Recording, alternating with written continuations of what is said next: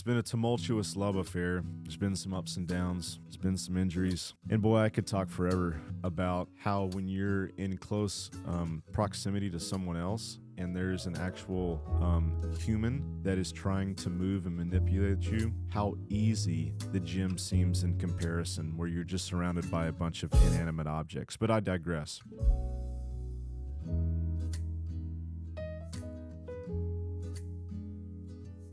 One, two, three. This last Saturday, we were in Austin, Texas, Caleb and I, and our friend Hunter, for the Fittest Experience. We were invited to come down, shoot a series of podcasts, which we're pretty stoked about and will probably be released before this one is. But because I've been involved in fitness for a long time, going to these competitions, these fitness festivals, feels like a family reunion of sorts. And at one point, I was on the stage with two guys that I've known for 15 years.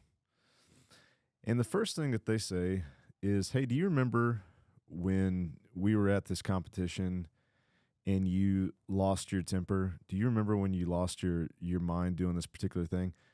And I think all I did was shake my head. It was like, of course I remember. Of course I remember who I have been and the things that I've struggled with. And I'd say, man, by the grace of God, I'm thankful to say that today I don't have these episodes of rage or exploding in anger that embarrassingly were more common when I was a much younger man, except for when I'm in a public restroom. I'm embarrassed to say this, but I have zero tolerance. I can go from Bruce Banner to hulking out in a split second when one of these stupid touchless faucets work too well. Do you know what I'm talking about? Where they have been over-engineered to keep you from touching the faucet, and they're trying to conserve water. It drives me crazy. Do you know what I'm talking about? It drives me crazy. And so I'm in there.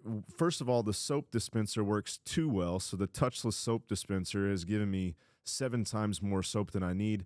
And then I can't figure out the Fibonacci sequence to get the water to go for more than 3 seconds. And man, I'm getting worked up right now. Anyways, I share this with you because there's a term for this. There's a term for it, and it's called sub-optimization. It means that something is engineered so well that the goal is negated because the subsystem is controlling everything. Those are a lot of fancy words to say that the sink works so well at keeping you from touching things and conserving water that it actually doesn't help you very well wash your hands. And I lead all of that to hinge into the thing that we're talking about, which is that in fitness, sub-optimization can happen too. It can happen when anything that we're training for in the gym, which is a subsystem for your life, things like bench, things like a 400-meter time trial, any of these specific metrics become the target for your life. Because if you think about it, the gym wasn't supposed to be that in the first place. The gym wasn't supposed to be the point. It was supposed to be this mechanism, this subservient system to you having a better life. So I'm Spencer. This is the BPR podcast where we talk about the art of radical health and athlete design. And we call it radical health, one, because that sounds really cool. You dig? It sounds really cool to say that. But when we use the word radical, it means all the way. We're not saying like we just want to be kind of healthy or let me move into these areas that I like. It's saying that, hey, if I'm going to be healthy, I got to do it all the way. That means that the gym at some point has to stop being the target, and it just needs to go back into line with it being something that supports the rest of your life. Now, I think that's a hard pill to swallow because it requires you to be creative. It requires you to think, how might that happen? And if your life is just sleeping, working, and trying to do those things as well as possible, it can be really hard to equate what happens in the gym to an improvement in those other areas of your life because it's too broad. It's too complex. There's too much going on. And so it's hard to say, man, how does an improvement in back squat specifically make my life better? It's hard to do that. And I believe that's a great justification for why we need hobbies. The theme of this is how to train for the hobby that you love. And that's what we're going to be talking about. But we can't really get into that unless we understand why it's important. And maybe also why it's so hard for us to come up with that. I think one of the reasons that it's hard is that we don't give ourselves enough time to think about what the options are out there. Now, there's some common hobbies, and I bet even if as I say that word, there's some things that pop into your head and you know more or less what it is that you like to do. But for some of us, it's going to take a moment, maybe several moments, where we sit and we just think. We think, man, what do I actually want the gym to do for me? And you'll have to get really specific, because if you just say, oh, I want to have better vitality, or I want to be active when I'm 80, it's still too broad. It's still too vague. And so I think having something specific that you would like to get better at is a great way to connect these things that we're talking about. And you'll have to get creative, because if you're not, you're going to be left with things that you see other people doing that are popular that may not necessarily be like a great fit for you. And so I want to give you permission that if you're in the gym and you see a bunch of people training for something in particular, don't just blindly hop into that because you want to be a part of the group. Evaluate if that's something that's a good fit. And I'll tell you exactly how to do that. There's a guy here in Dallas. His name's Bill Hendricks. He has a book called The Person Called You. He has a whole program called the Giftedness Center here in Dallas, Texas. And the process that he takes people through is to figure out where you actually are gifted. Now, when we use the word gifted, we don't necessarily mean that you're the world-class expert in these things. It just means that you can look back into your past, and this may be starting, chronologically with something that happened very recently with you, and then starting to go further and further back to these times where you find yourself doing something that required action, right? It wasn't just you sitting on your butt thinking about things. It required you to do something, and you found that you really enjoyed it. Now, the process that he takes people through, which we've done as well, and it's really enjoyable, it's really fun to get nostalgic, is you start to tell stories. You write these down. You share them with someone. And the person that's on the receiving end of those stories has an easy checklist, and what they're doing is they're listening and they're paying attention to what themes there may be. These themes could include a consistent ability that you had to use. And again, it's not world-class proficiency. It's just something that you found incredibly enjoyable. It could be the environment or the circumstances that you found yourself in. It could be the role. If there were other people, were you in a role of leadership? Were you in the shadows with no recognition at all? And then lastly, what type of satisfaction did it give you?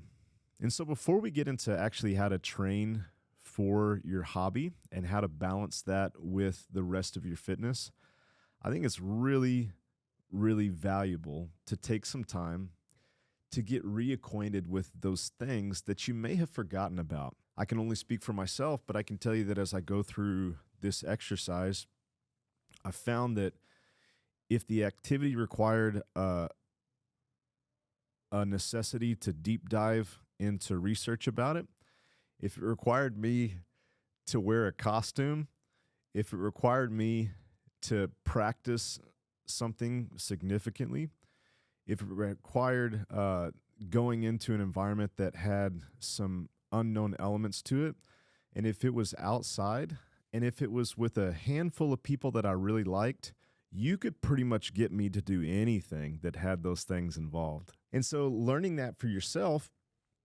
can start to be the compass and the GPS coordinates to understanding like maybe some different hobbies that you would find really satisfying. And so if you go through that, and I highly recommend getting the book, I highly recommend you looking at his website. On the other end of that, you'll come up with something that either you've done in the past or you're really curious about.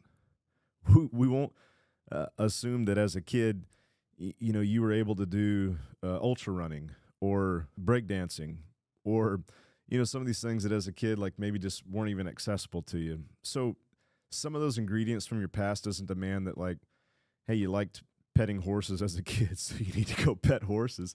It could just be like, hey, you love animals, you love being outside, you love something that has like a kinesthetic awareness. So think general versus specific.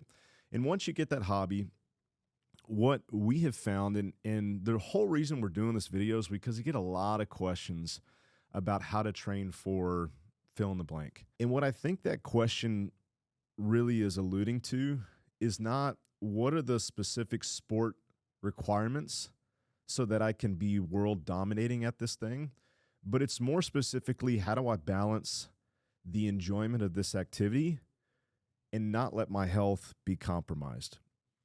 And so I want to set the stage that as we get into the specifics, we're not talking about you becoming a specialist.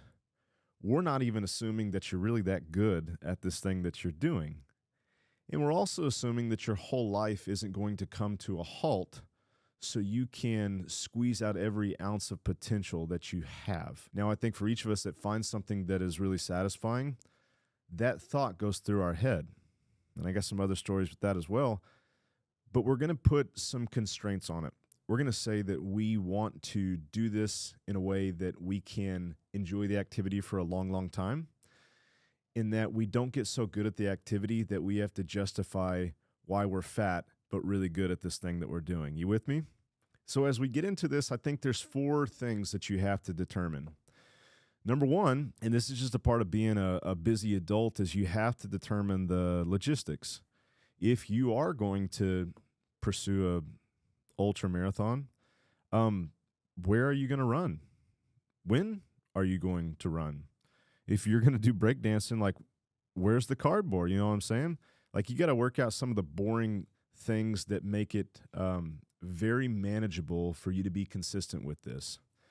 If there's an activity that is maybe leading up to something that's more of an adventure or something that's off the beaten path, then you'll have to think through what are the different skills or what are the different components that I will need to logistically be consistent with in order to do that. And an easy example is if you're going to go climb Denali, well, yeah, you're not going to have access to cold weather or an actual mountain, but you can logistically think about things like a pack, things like the other gear that you'll have to have, this certain essence of what that activity is that you can recreate here. So once we've determined the logistics, determining the frequency is important. And that just means that on a week in and week out basis, what do you feel like is a conservative amount of time to commit to this? Now, one caveat there, let's say that because this is just hypothetical, you're going to give yourself plenty of time. That means that you're not picking something that's going to become a hobby that you have to perform in a few short weeks. That means that if something that you're training for or something that you're going to start incorporating into your life doesn't need to have this really aggressive timetable. And if that's true, then we want to make sure that we're balancing that new activity probably more conservatively than we need to with the time that we're already in the gym. Some of that will be a trial and error, and I'll give you some examples of that in a minute. But you'll want to make sure that you're doing the activity enough that the component of skill is fresh enough that every time you do it, you don't forget all the things that you learned or you got better at. And then you'll want to make sure you don't do it too much where it starts to become almost like the gym was once upon a time, that subsystem starts to be the thing that controls the rest of your life. Again, we're not looking to be professionals here, and so we're going to have to always be thinking about what the balance is between the two. Once we have the logistics and the frequency, we want to look at the duration. And I would say the duration of this experiment. Say there's something like skateboarding. Say there's something like a backcountry ski trip. Say there's something like fencing. Instead of just saying, man, I want to be great at skateboarding, I want to be great at backcountry skiing, I think that it would be helpful to have some specific skill, some specific competition, some specific misogi. In misogi, we use the term as like a competition that nobody knows about. It's something that's aggressive, that's something that has a potential fail rate, but it's not an official race per se that you have to sign up for. Having that in place can just reduce this new thing that you have down to a few ways that you can determine that you have some progress, or that you've somehow increased the quality of your life by participating in this hobby. And because we're not given a specific example, hey, sky's the limit there. If you love golf, that could be, man, I'm going to play at this course this amount of time for this duration leading up to this really cool trip. We're going to go out to this amazing golf course and just play our faces off for a whole weekend. Now, those three, I got to say, are pretty straightforward. I mean, that would be the process you would go through, and it's more or less common sense for any activity that you want to start, much less a hobby.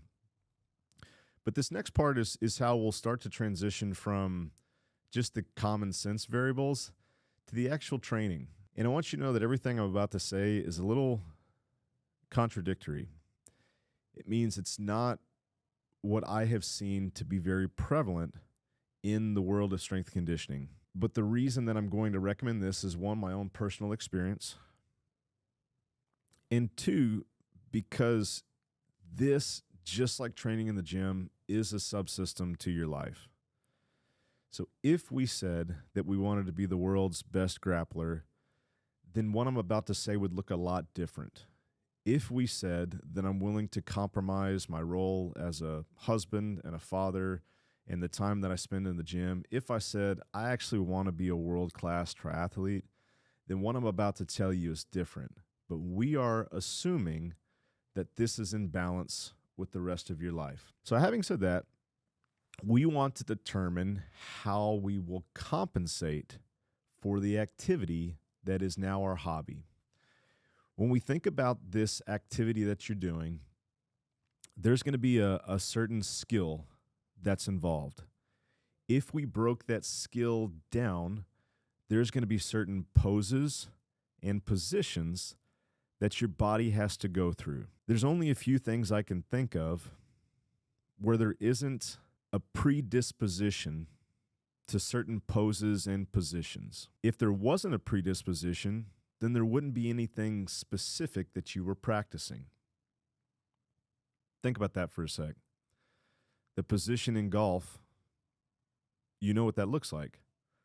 The poses that you're shifting between, we know what that looks like.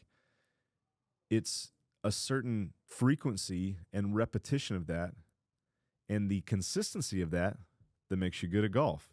You could say that for almost everything that you wanted to pursue. If that's true, and it is, it means that there's going to be some things that are in overabundance in the ways that your body moves. And then there's going to be some things that, if we're just talking about the hobby, are out of balance. Your goal from a movement standpoint is to compensate for the things that you're already getting the box checked for in terms of the way that your body moves. Secondly, I think it helps to look at the energy system of the hobby. Now, when we say energy system, it's just the type of engines that our body has to use and create ATP, We're not going to get too dorky, but there's things that are really short that is going to be a limitation of how strong you are. There's going to be things that are really long that are a limitation of how well you can use oxygen and what your stamina looks like. And then there's something in the middle where the limitation is probably going to be how you can exchange gas. It's going to be not a stamina issue, but it's going to be some limitation of your ability to use both of those things in concert. And so we can look at this hobby that you have and we can say, man, as simple as, what's this typically going to take me? How long? How hard is this? What are the repeated efforts that I'm required to do? And you can look at that from a 60,000 foot view and say, hey, what's the essence of this thing that I'm now doing multiple times a week? From there, you'll want to determine what you're doing a lot of already. And then your training, and this is the contrarian point of view, is going to be things that complement that. It's not going to be specializing in that thing. Why is that? Because you're already doing it. Now, I'll give you some examples. In the world of strength conditioning, for a long, long time, and I still think that it's a knee-jerk tendency, it's to make cross-training look like the activity. And so let's use fencing for an example. What I'm recommending is that everything that you do outside of your fencing classes, or whatever it's called, never done fencing, is to complement the things you're doing in there. So if you're in a position of fencing, I can only assume that you're always going to lead with one leg. You're always going to have the sword in the same hand. Saber, sword, rapier, I don't know. All I know is that you're not Inigo Montoya, so you're not going to be switching arms. You're not going to be switching legs. You're going to stay in that same pose and position the entire time. I looked it up, and I also know that for a match, it's 3 minutes long, up to 3 rounds, with a minute rest in between. And so you know that based on your dominant arm and leg, based on the plane of motion that you're moving, and based on the duration of effort and how physically challenging that is, that you'll have that covered really well based on the duration and the frequency that you've done this activity. From there, you're going to insulate and support those movements and that time domain with things that would complement it. We'll do some strength training on the non-dominant side. We'll make sure that there isn't some imbalance or huge compensation on the side that we're going.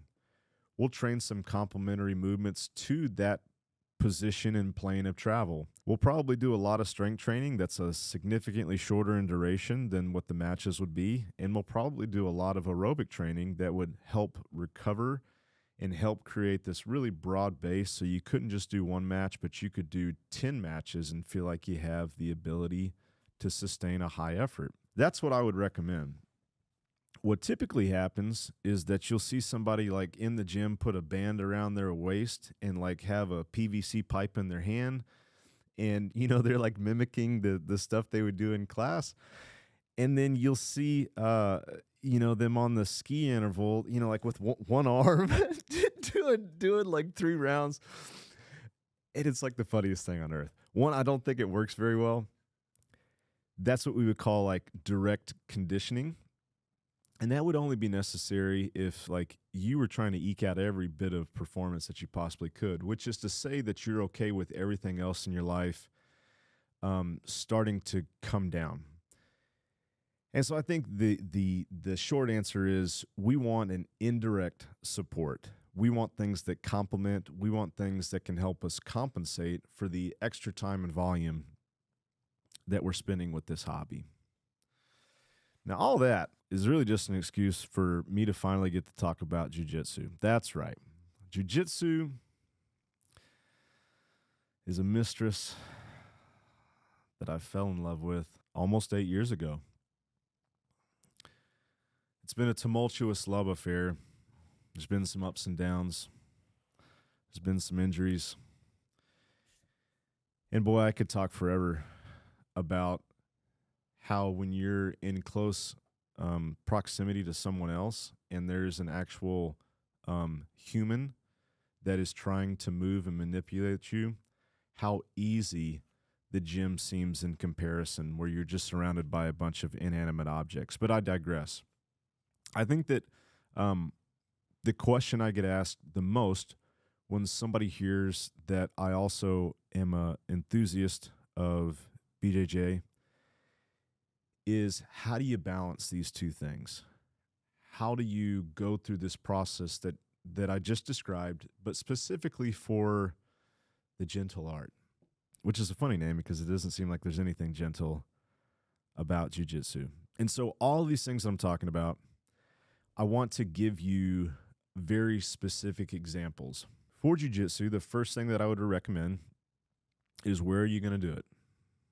For your busy life, what's going to be the thing that you can pencil into your schedule that you know it's just like waking up and having your quiet time?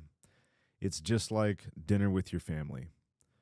For me, I've experimented with doing it in the morning. Some great friends have a class at 6 a.m. in Deep Ellum. That was really hard for me to sustain for a number of reasons of what I'm doing on a day-to-day basis. Where I found my stride is at a 11 or 12 o'clock class.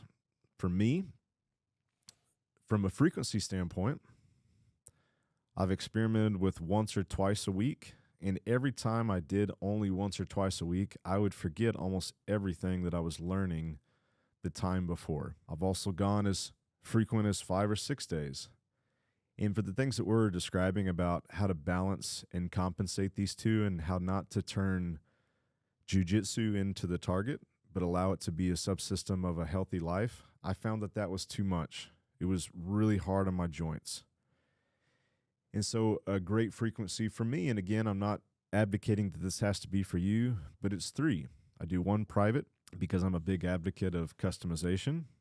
Jiu-jitsu is such a broad skill set that you'll have to figure out the poses and positions that work for you. And I can say that in that private, it's primarily focusing on skill. The other 2 times that I train, they're primarily energy system based. That means that there's not a whole lot of slow, dedicated skill practice. There's a little bit of that, but the majority of it is using this skill under high duress. So performing 5-minute rounds typically with 1 minute in between. The duration I've set is to try to stick to that schedule in 1 year and see, like a good Boy Scout, if I could advance my merit badges and earn the next rank.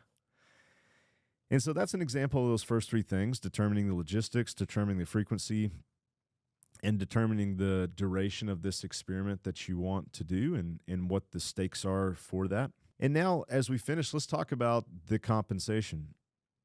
First thing that we would want to determine is, what's the pose or position that you predominantly find yourself in? I can sum it up by giving a visual of what a monkey would look like if it wrapped his arms around a tree. The shoulders are protracted forward. Your spine is in a flexed position. Your hips are also flexed. And quite often you find yourself in that kind of condensed position.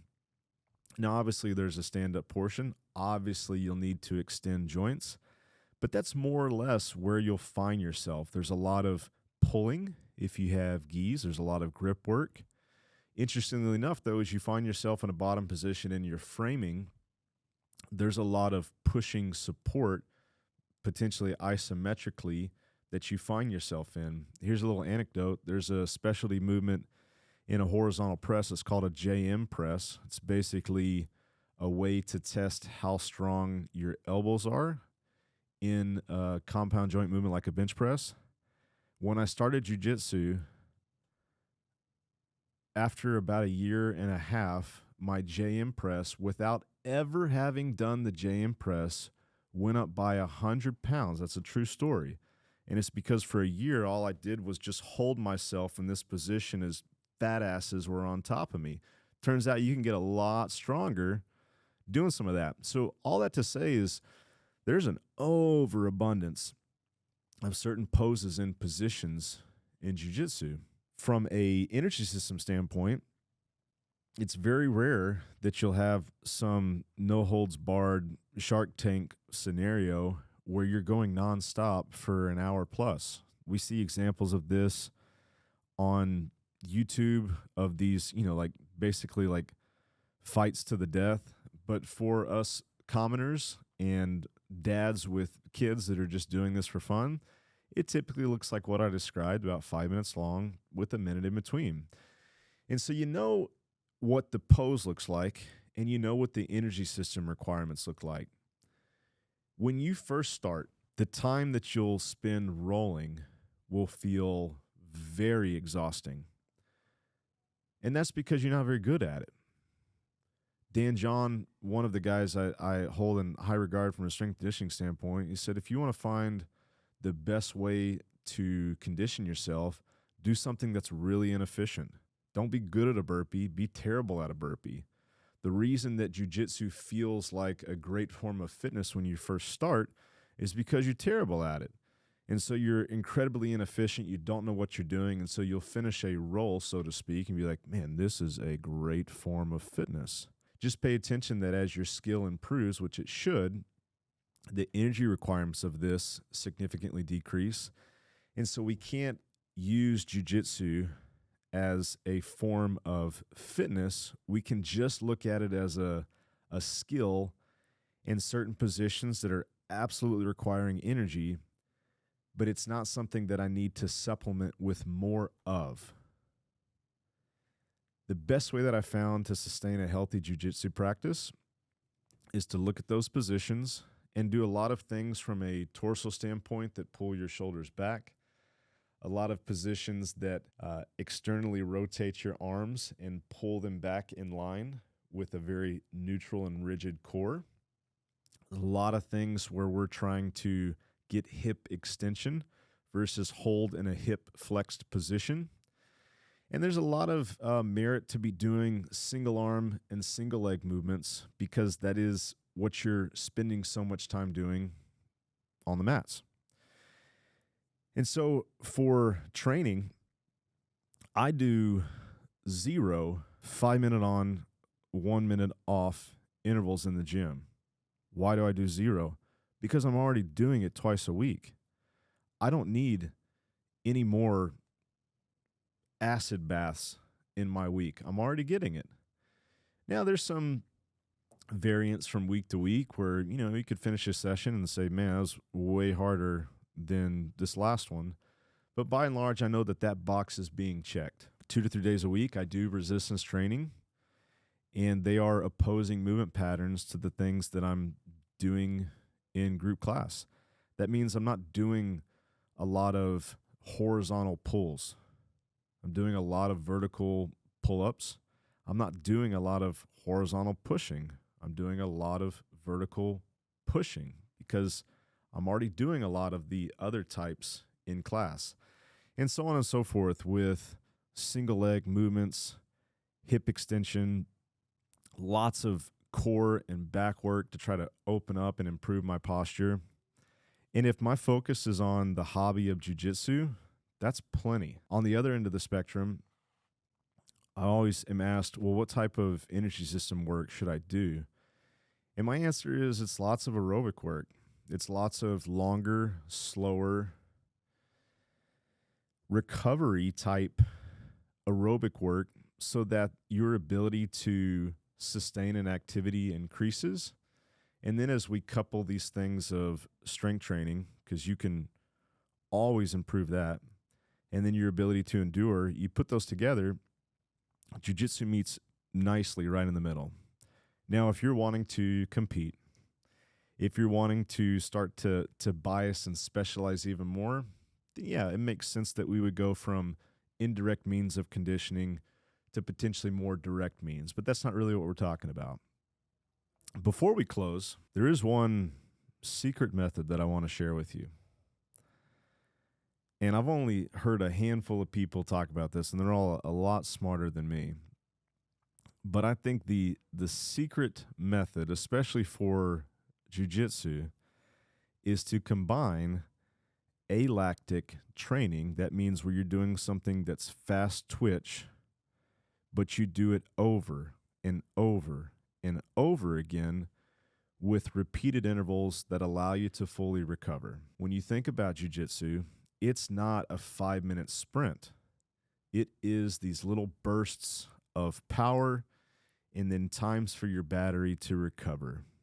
That is what jiu-jitsu is when you start to get better at the forms and poses and positions.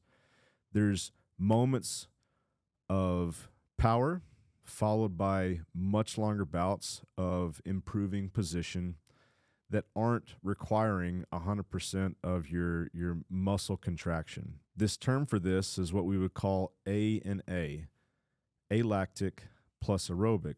And a session would look like this. You pick some movement. Let's say it's kettlebell swings and a push-up. Shout out to Derek. And for an interval of 3 minutes, you'll do 10, 15 swings, followed by 10, 15 push-ups, not at a slow, methodical pace, but you'll try to replicate the burst and the explosion that you need to have in a tough round of rolling. After those 10 to 15, you'll rest. You'll rest where it feels like you're fully recovered. What does that mean? It means that you could talk in full sentences. If you're watching your heart rate, it means that it's somewhere between 122 and not above 162. It means that the form, when you do the next set, is exactly like it was before. It means the speed is exactly like it was before. And instead of seeing how quickly you can get into an acid bath or doing some interval that intentionally puts you into this lactate threshold, you're staying way below that. And you're seeing how long you can increase these intervals. Now to start, you may feel this sensation of lactate happen pretty quickly. As soon as you feel that, you're done. But the adaptation is not trying to get into that glycolysis faster. The adaptation is to try to stay away from it as long as you can. So imagine hypothetically that you start with something like 4 or 5 rounds of this really simple sequence, 10 to 15 swings, 10 to 15 push-ups, done at a very, very fast and hard effort. That means you're extending the hips quick, but keeping the bell right at eye level. It means you're coming off the ground as quickly as you can for a push-up, and you're repeating that. Imagine you started, and the best you could do was 5 intervals of 3 minutes. Now imagine if you progress that over time, and you went from 5 intervals to 30 intervals.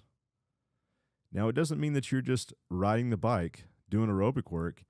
It means that you've gotten good at exploding and recovering for a long, long time. That, my friends, is your secret weapon to getting good at jiu-jitsu. As we close, I hope you're inspired to get a hobby. I get it. The gym's so cool. There's so many cool things to do. In the ways that we've been exposed to different programs and methodologies, you could spend a lifetime just getting good at things in the gym. But at some point, you have to ask yourself a question. It's like, hey, have I gotten so good at conserving water and not getting somebody to touch the faucet that I'm actually not very good at washing this person's hand? You get what I'm saying. Make sure the gym stays the subsystem of a great life. And in order to do that, you probably need to find a hobby.